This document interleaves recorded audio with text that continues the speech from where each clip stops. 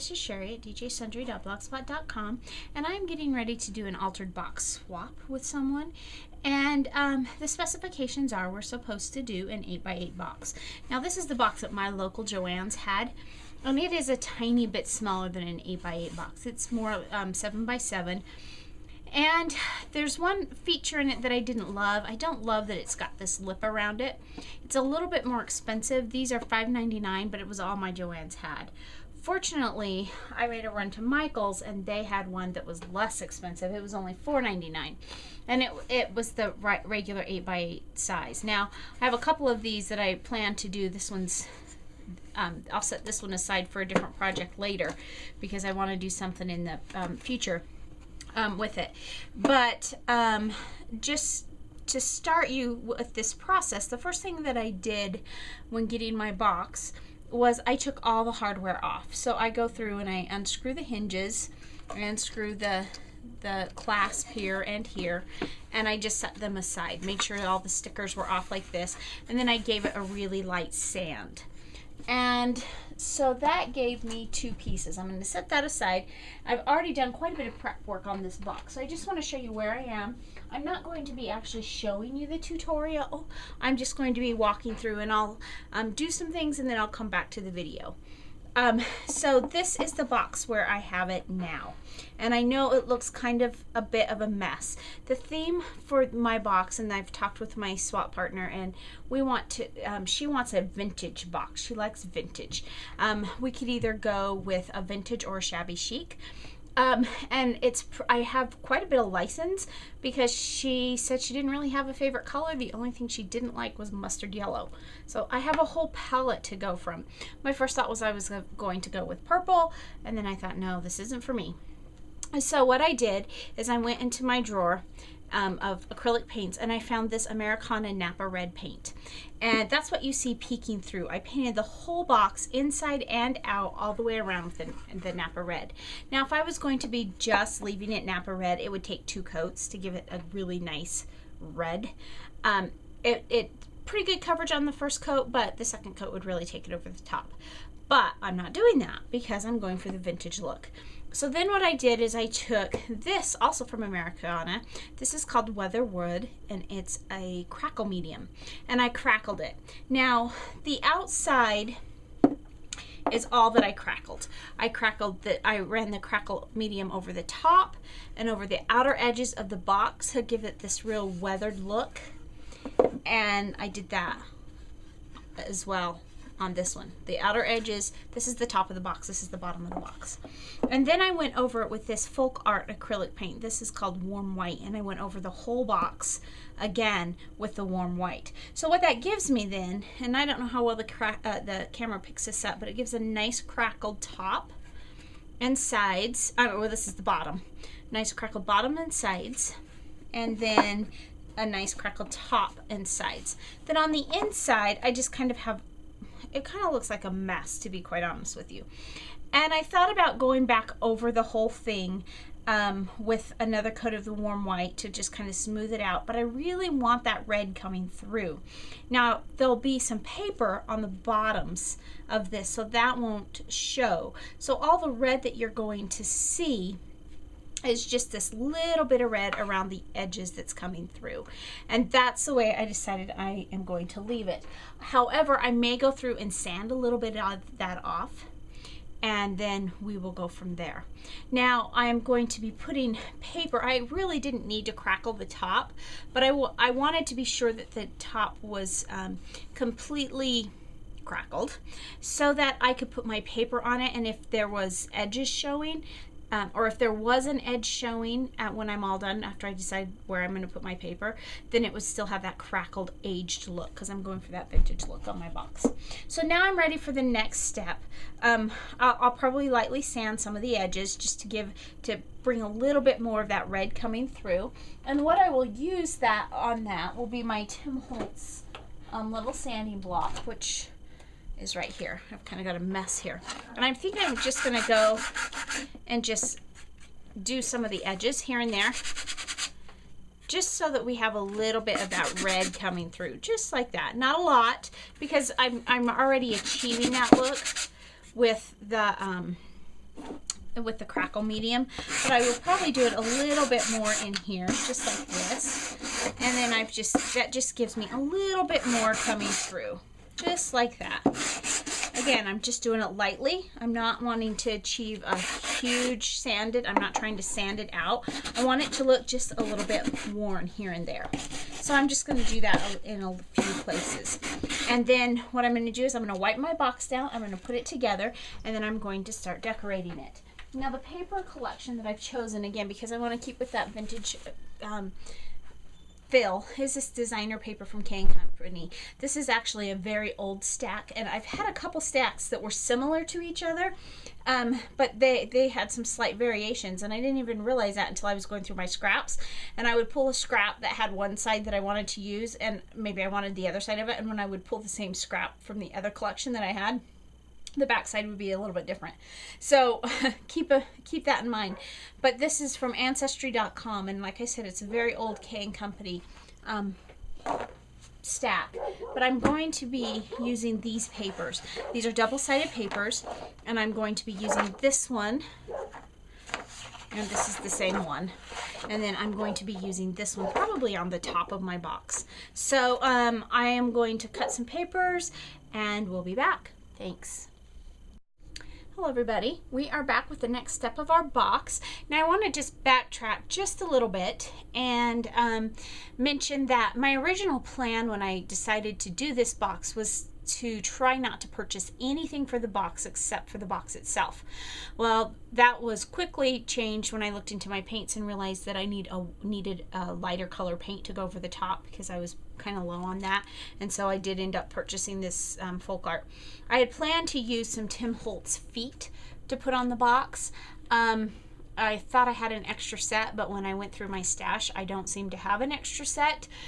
What I found was that I had box corners, and I really kind of wanted feet, and I also, because this wood is so thin, I did not want to put any more holes into this box than I already have in it. So instead, I had picked up at Michael's, just in case I didn't have anything to use for feet, I had picked up these little spools. These are from Laura's Crafts, is the brand name.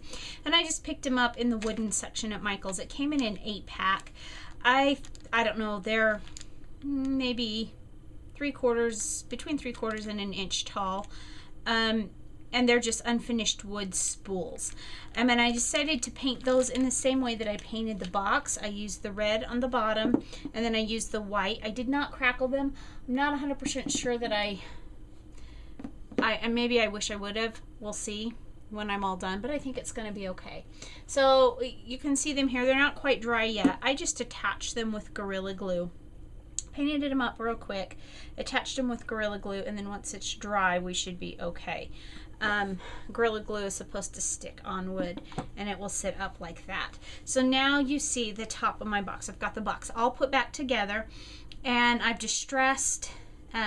This distressing here was actually by accident.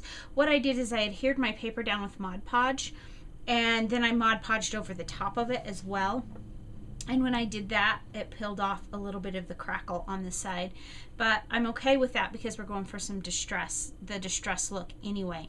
Now here, you see some of the layer of the paper peeled off. Again, I'm okay with that because I'm going to be decorating the top a lot more. This was just kind of like my base. So when you open up the inside, and I think I'm pretty much done with the inside. Well, no, I think I'm going to do a little bit more, but I'm almost done with the inside. I think I'm going to take some lace and put a pocket over here. So these are the other two pieces of paper that I used. I hope those are both showing up here. And again, I adhered them down with Mod Podge, and then I Mod Podged over the top of them. I thought that was going to be enough seal. I really felt like I needed to seal the box with something because of the crackling. I was afraid that over time it would, because it's crackled and it's kind of a rough texture, that you could just flake it off with your fingers. And so I was going to seal it initially with Mod Podge, but then I thought I had some spray sealant that I had for years and years and years, and when I went back and looked for it, I couldn't find it, but I did find this.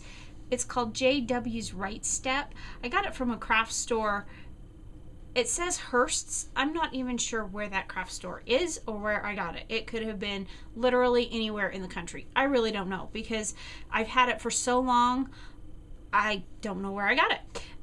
But I did used to travel quite extensively around, and so it's could have been something that I picked up in my travels. So if you live in a country or in a place where there's this Hearst's, I'm assuming it's a craft store. Maybe you can pick it up, or maybe even somebody gave it to me. I don't even know.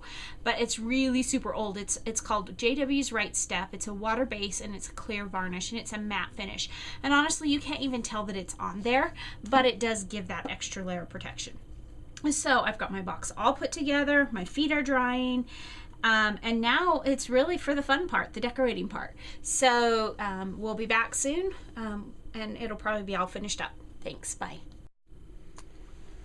So we're back for the final installment of the Altered Cigar box, and I just hope that I can remember all the details and everything that I added to it as I walk you through it. I have completed the box, and then there'll be a couple pictures at the end, some of which will show the completed and filled box. So to start with, I did the Can Company paper as we talked about before, and you've already seen all of that. And so then we'll start with the decorations. I started by using this lace that I had from my stash, and I just hot glued it all the way around. This lace has 2 layers, and I don't know, maybe some of it is kind of a little bit different, but I left it as both layers and then just hot glued it because that made it the perfect height just to skim the bottom of it. So I glued that all the way around, and then below the opening and closing here, I took a little charm that I had and I tied a piece of 3 Girl Jam crinkle ribbon, and this is in the cream color, and I put I tied a little charm that said "Made with Love" into a knot, and I just glued that down. And then on the top of the box I have some Want to Scrap bling, and this is actually bits and pieces from 2 different it's the same. I had a duplicate, and it's a good thing because I didn't have enough of either one of them to finish the box. So I put that, and it's just kind of going off the sides. And since it is sticky, it just adhered really nicely to the box itself. Up in the corner here, though, I didn't have quite enough to go all the way to the top, and because when I was all done, I felt like this top looked emptied. I thought it needed a little bit more to balance it through here. So this is from Prima, and this is the Say It in Crystals set, and it's got the lace and then the kind of rhinestone fill. This butterfly is also a Prima butterfly that I got in a kind of mixed pack, kind of a scratch and dent type pack that I picked up quite some time ago. This is a handmade flower, and I made it with the same lace, but what I did is I cut the lace, I divided the layers, and I used the bottom layer and I made my flower. And then when I was all done, I thought I would put a bead or something in the middle, but instead what I did is I made a smaller flower as I was already making in these different places. And this is out of the Coral Crush 3 Girl Jam crinkle ribbon. So I made several flowers here, and I made an extra one and put it and used it as the center. And these leaves are from Recollections, and they've just got some gold glitter on them. And for the centers of the flowers, now this one I didn't put a center in because most of the center was covered there, and I decided to leave that one blank. I may go back and add it, we will see. But these are just some old little flat embellishments from Can Company. And then for some of the leaves, I didn't need a whole leaf, so what I did is I cut them and then again just tuck them under, and I glued them down with glossy accents. Now you'll notice here that I just took a little piece of the same cream ribbon from 3 Girl Jam and crinkled it and just kind of tucked it in and glued it down, and I did the same here just to provide some balance there. And then this was an idea off of one of the mini videos I watched learning how to make these. Somebody had put some mirrors in the side, and I found these little tiny mirrors that they're these And I just picked them up at Joann's, and they were only a couple dollars for these little squares, and they're not adhesive. So I did use glossy accents to adhere it. But I've got a little mirror tucked in there, and it just adds that little bit of extra sparkle. So that's how I finished off the top of the box. Now the inside was very simple. I didn't spend a lot of time finishing it off. In fact, I didn't do anything to the inside that we haven't already shown you. You know, just the paper, and then I used the varnish stuff to make sure it was nice and protected. And then, as this lays down flat, you'll see this flower came with that butterfly from Prima. And the flower itself was, again, it was kind of a scratch and dent pack. And I don't know if it was intentionally missing parts, but the bottom part of this flower didn't have these gold things on it. And I thought it looked kind of funny. So what I did is I had these wood little embellishments from Recollections that I had picked up, and I decided, as much as I liked the wood, and it did look nice with just the naked wood, I decided I wanted to coordinate it. Now the person that I'm doing this swap with, one of the things that she does like is butterflies. So that's why I chose the butterfly. And then I have paints, these little paints from Creative Inspirations. This is Tutu Pink, and this one is Coal. And so I use the Tutu Pink, and you've got a little bit under the pink coming through of the wood tone. And I ended up putting 3 layers of the Tutu Pink there. And then the black in the center is the Coal, and then I just hot glued it to the flower. Now this is more of that ribbon, or lace, I'm sorry. And I actually separated it because I wanted it to have a ruffled effect, and I thought it would look cool if it was 2 rows instead of leaving it straight like I did on the sides. So I went ahead and cut around it, and I separated it here and glued it down and kind of ruffled it. But it's not glued to the paper. What I did is I have some clear sheets. They're like transparencies, but it actually came in a pack of paper from Recollections. And so I cut a pocket, and I adhered that down on 3 sides with the glossy accents, and then I put the lace over the pocket. So now I'll be able to slide tags and stuff in there just like that. So there we have today's project. Thanks so much for stopping by. And if you missed it before, this is the card that I showed a couple days ago on the blog, and that will go on the inside of it. So it's all pretty coordinated here. Different lace a little bit, but the same ribbon and the same fill, same paper collection. A different bling because I was out of this, but the same fill, and that will go on the inside of the box as well as the goodies that I have to place in there. So thanks so much for this project. I know this video was really super long. I hope you enjoyed it though, and that you enjoyed as we walk through the different steps of making this box. So thanks so much for stopping by today, and remember, take some time to enjoy the little things. Have a great day. Bye.